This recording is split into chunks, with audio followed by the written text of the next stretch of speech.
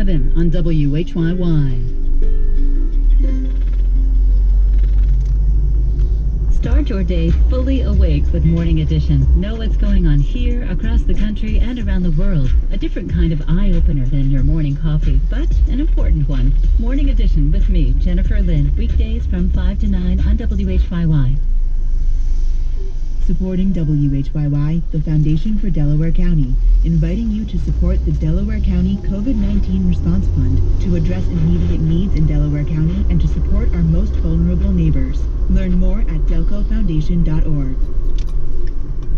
This is WHYY FM Philadelphia, WNJN FM 89.7 Atlantic City, WNJZ 90.3 Cape May Courthouse, WNJB FM 89.3 Bridgeton, WNJM 89.9 Manahawkin, and WNJS FM 88.1 Berlin.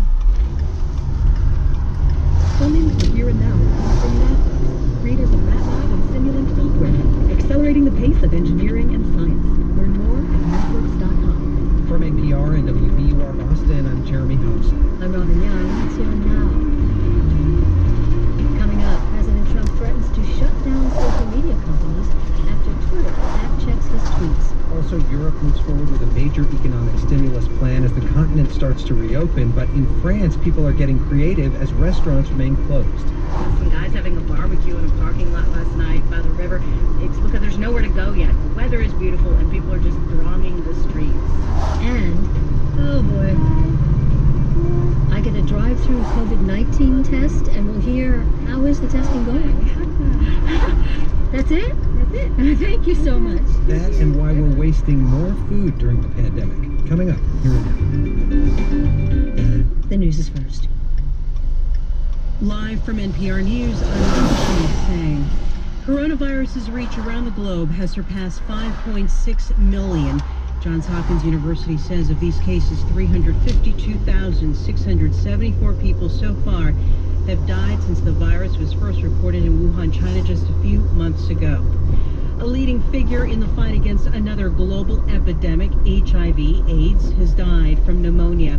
Larry Kramer, the writer and AIDS activist who helped launch ACT UP and was a crucial part of the fight to shift health policy in the 1980s and 90s, passed away this morning in Manhattan. He was 84 years old. Kramer became an HIV activist before the disease even had a name.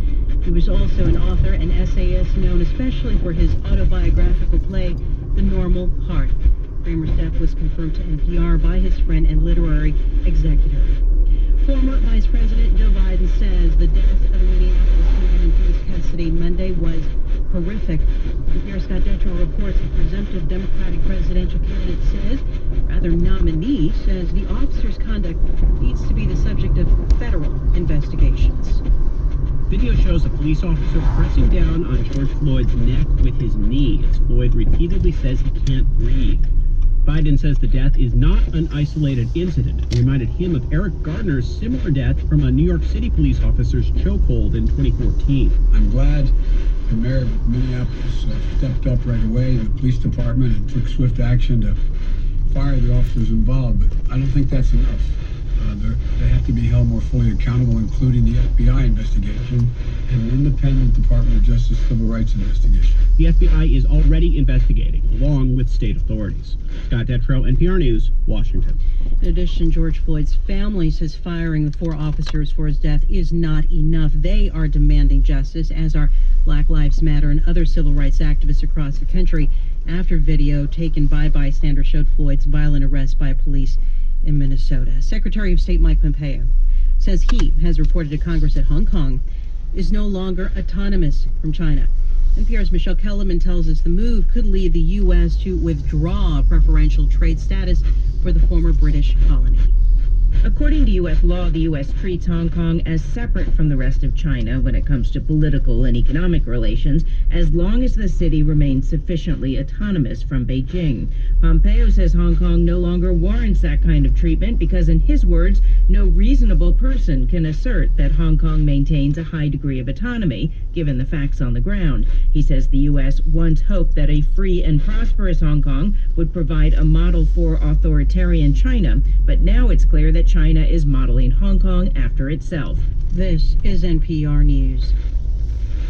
Good afternoon. I'm Dave Heller, WHYY News. It's 2:04.